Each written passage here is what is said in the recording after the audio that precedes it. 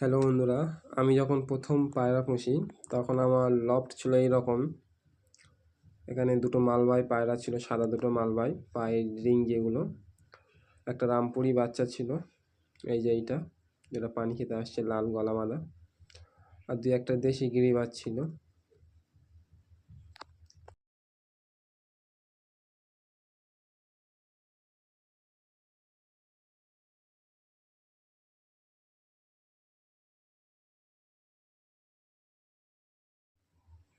আর এখন লফট এই রকম,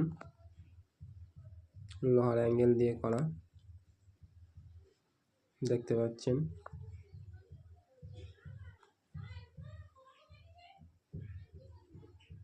আর এখন আমার বাড়িতে মালবাই ম্যাড্রাস সবই মিক্স করেই আছে, কালা সবুজ। এই একজোড়া কালা সবুজ দেখুন।